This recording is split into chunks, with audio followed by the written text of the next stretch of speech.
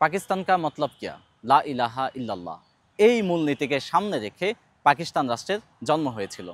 পাকিস্তানের এই জন্মটার পিছনে কিন্তু অনেক গল্প আছে। 200 বছরের নির্যাতনের ইতিহাস আছে, নিপীড়নের ইতিহাস আছে। মুসলমানদের একটুখানি ভরসার জায়গার প্রয়োজন ছিল। মোহাম্মদ আলী জিন্নাহ সেই প্রয়োজনটি পূরণ করে। মুসলমানদের যে নেতৃবৃন্দ ছিল তারা অক্লান্ত পরিশ্রম করে, অসংখ্যবার এই পরিশ্রমকে ব্যর্থ করার চক্রান্ত হয়, কিন্তু দিন শেষে একটা পাকিস্তানের জন্ম হয়। সেই পাকিস্তানের মূলনীতি ছিল মুসলিম ভ্রাতৃত্ববোধ। সেই পাকিস্তান কিভাবে মাত্র 24 বছরে 1947 থেকে 71-এর এই অল্প সময়ে মাজলুম থেকে জালেম হয়ে ওঠে, কিভাবে পূর্ব পাকিস্তানের ভাইদের উপরই অত্যাচারের স্টিম রোলার চালায়, কিভাবে বৈষম্য শুরু করে। ঠিক এই বৈষম্যগুলি সইতে না পেরে বাঙালি মুসলমানের সামনে একমাত্র পথ মুক্তি সংগ্রাম। মুক্তি সংগ্রামের এই পথ খোলা হয়েছিল শুধুমাত্র অধিকার আদায়ের লক্ষ্যে। তাই বাঙালি মুসলমানের সামনে মুক্তি সংগ্রাম ছাড়া অন্য কোনো পথ বাকি রইল না। সবাই মুক্তির সংগ্রামে ঝাঁপিয়ে পড়ে, নিজের অধিকার আদায়ের এই সংগ্রামে জান প্রাণ দিয়ে লড়াই করে। দীর্ঘ একটি লড়াইয়ের পর আমরা আমাদের এই বাংলাদেশটা পেয়েছি। আমাদের এই ভূখণ্ড স্বাধীন সার্বভৌমত্ব অর্জন করেছে। সেই ভূখণ্ড আজকে আমরা বসবাস করছি শান্তিতে, নিরাপদে। বাঙালি মুসলমানের এই মুক্তিযুদ্ধের একটা পর্বে এসে আমরা আসলে দুঃখজনকভাবে দেখি যে ইসলামকে মুক্তিযুদ্ধের মুখোমুখি দাঁড় করানো হয়। ইসলামপন্থীদেরকে দেখানো হয় রাজাকার। নাটক, সিনেমা থেকে শুরু সব কিছুতে টুপি দাড়িকে রাজাকারের সিম্বল হিসেবে উপস্থাপন করা হয়। দীর্ঘ কয়েক যুগ ধরে কিন্তু এটাই চলছে। একটা ন্যারেটিভ নির্মাণ করা হয়েছে যেটা ভারত পোষা ন্যারেটিভ। আর এই ন্যারেটিভের কারণে ইসলামপন্থী জনগণকে মুক্তিযুদ্ধের মুখোমুখি দাঁড় করানো হয়। আজকের এই ভিডিওতে আমরা ইতিহাসের একটা চেপে রাখা পৃষ্ঠা উল্টাবো। আমরা সেই ইতিহাসটাই আপনাদের সামনে উপস্থাপন করব যেটা বাস্তবে ঘটেছিল। মুক্তিযুদ্ধে ইসলামিক যে পিপল ছিল, যারা ইসলামপন্থী ছিলেন, তাদের কি কি অবদান ছিল, তারা আসলে কতটা অবদান রেখেছেন, সেই সব বিষয় নিয়ে মূলত আজকের এই ভিডিও। চলুন তাহলে সত্য উদ্ঘাটনের এই মিশনে নেমে পড়া যাক। চলুন আরেকটু পথ হাঁটা যাক সত্য অনুসন্ধানের জন্য। 1970 সালের 1 জানুয়ারি মুক্তিযুদ্ধের ইতিহাসে একটি সূর্যময় দিন, একটি সমুজ্জ্বল অধ্যায়। এদিন পাকিস্তানের রাজনীতিতে একটি তরঙ্গ সৃষ্টি হয়েছিল, যেই তরঙ্গ পাকিস্তানের পুরো রাজনীতিকে তালমাটাল করে দেয় এবং তার যে গভীরতা, তার যে নিবিড় তাৎপর্য, সেটা কিন্তু পরবর্তীতে বহুমাত্রায় বিকশিত হয়েছিল। সেদিন ঢাকার পল্টনে বিশাল জনসভায় বাঙালি মুসলমানদের মনের যে আকাঙ্ক্ষা, দিলের যে তামান্না, সেটি উচ্চারণ করেছিলেন একজন মাওলানা। তিনি দীপ্ত কণ্ঠে ঘোষণা করেছিলেন, পাকিস্তানের সাথে যুক্ত থাকার কোনো অর্থ নেই, প্রতিপক্ষের সাথে কোনো আপোষ নেই। সেদিন ঢাকা ইসলামাবাদকে একটা চরমপত্র পাঠিয়েছিল। সেই চরমপত্রটি ঢাকার হয়ে ঘোষণা করেছিলেন এই অঞ্চলের আলেম ওলামাগণ। তারা ঢাকা থেকে স্পষ্ট জানিয়ে দেয় পাকিস্তানকে, পাকিস্তানের সাথে যুক্ত থাকা যাবে না। বাংলাদেশ থেকে, পূর্ব পাকিস্তান থেকে এই ঘোষণাটি যিনি দিয়েছেন, যেই মাওলানার কণ্ঠে এই ঘোষণা উচ্চারিত হয়েছে, তিনি হলেন মাওলানা মাহমুদ রহিমাহুল্লাহ। নামটি অপরিচিত লাগছে নিশ্চয় আপনার কাছে, কারণ এই নামের সাথে আপনাকে পরিচয় হতে দেওয়া হয়নি। অথবা আমি যে ঘটনাটি বলছি 1970 সালের 1 জানুয়ারি, এই সময়টার সাথেই আপনাকে পরিচয় হতে দেওয়া হয়নি, এটাকে চেপে রাখা হয়েছিল। 1970 সালের 1 জানুয়ারি এই দিনটির জনসভায় যে বক্তব্য মাওলানা মাহমুদ সাহেব দিয়েছিলেন, সেটি কেন গুরুত্বপূর্ণ সেটা বুঝতে হলে আপনাকে প্রেক্ষাপট বুঝতে হবে। কোন প্রেক্ষাপটে তিনি এই বক্তব্যটি দিয়েছিলেন? দেখুন, বাঙালি মুসলমানের যে আবেগ, বাঙালি মুসলমানের যে অধিকার, সেই সব কিছু অর্জনের জন্য আমরা যখন মুক্তি সংগ্রামের দিকে আগাচ্ছিলাম, তখন পাকিস্তান আমাদেরকে ইসলামের শত্রু হিসেবে উপস্থাপন করে। বাংলাদেশের মুসলমানদেরকে তারা ইসলামের শত্রু, এমনকি হিন্দু হিসেবে উপস্থাপন করার চেষ্টা করে। আর তারা নিজেদেরকে ইসলামের সেবক আর ইসলামের বড় খাদেম হিসেবে উপস্থাপন করার চেষ্টা করত।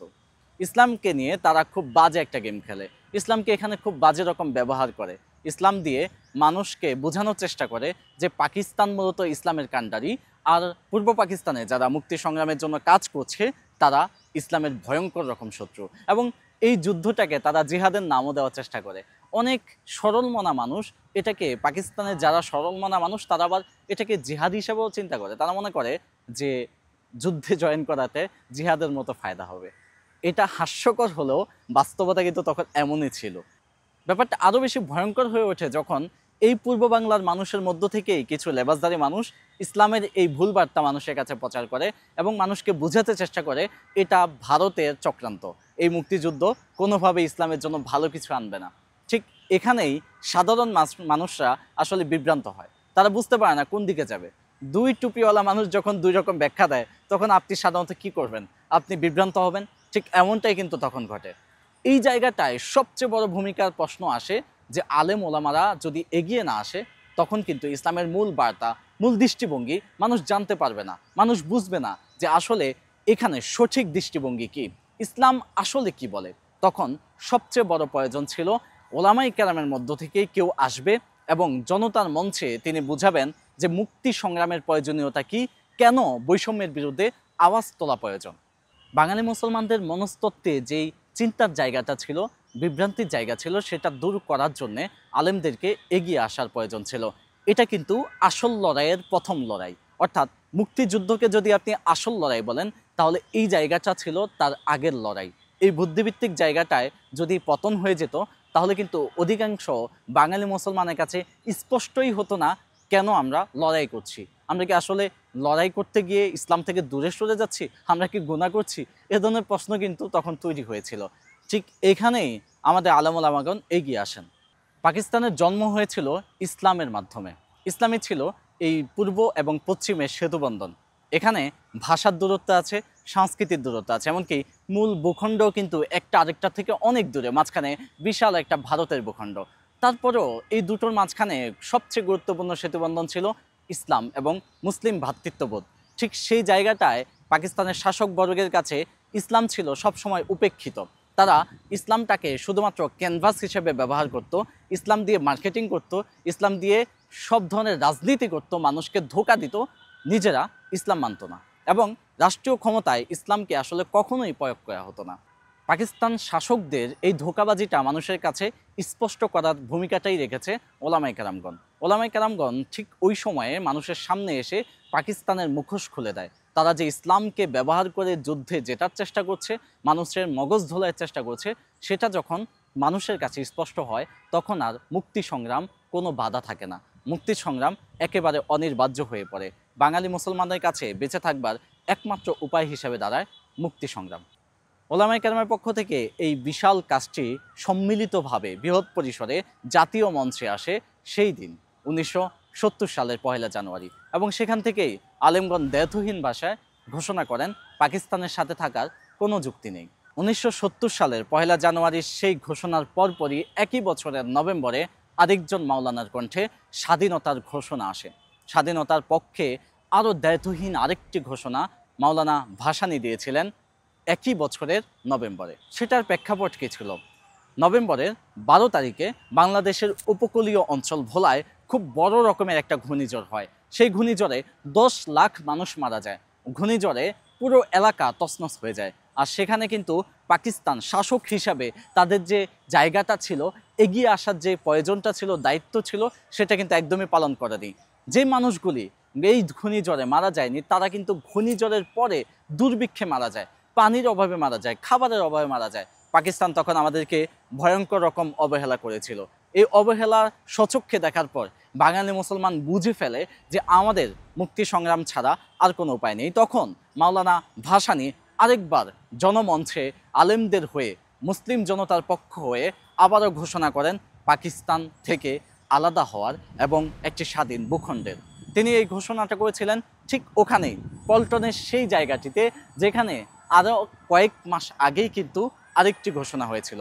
অর্থাৎ 1970 সালের 1 জানুয়ারি মাওলানা মাহমুদ সাহেব যেখানে দাঁড়িয়ে ঘোষণাটি দিয়েছিলেন, ঠিক একই জায়গায় 1970 সালের 23 নভেম্বর মাওলানা হামিদ খান ভাসানীও এই স্পষ্ট ঘোষণাটি দেন। এক ঘোষণা এভাবেই কণ্ঠ মিলালো আরেক ঘোষণার সাথে। একটি ঐতিহাসিক উচ্চারণ পথ তৈরি করে দিল আরেকটি ঐতিহাসিক উচ্চারণের। এভাবেই কিন্তু ঐতিহাসিক কাজগুলি হয়। একটি পদক্ষেপ পরবর্তী পদক্ষেপ তৈরি করে। একটি পদক্ষেপ থেকেই পরবর্তী পদক্ষেপ কী হওয়া উচিত, সেটার জন্য কতটুকু সাহসের দরকার হওয়া উচিত, সব কিছুর যোগান দেয়। এবং এই দুটো ঘোষণাকে আপনি যদি মাইনাস করে শুধুমাত্র 7ই মার্চের ঘোষণাটাই রাখতে চান তাহলে রাখতে পারেন। আর এটাই কিন্তু হয়েছে। অর্থাৎ দুটি ঘোষণা আগে আমরা শুনলেও সেই ঘোষণা কিন্তু ইতিহাসে জায়গা হয়নি। ইতিহাস থেকে এই দুটোকে একদম মাইনাস করে ফেলা হয়েছে।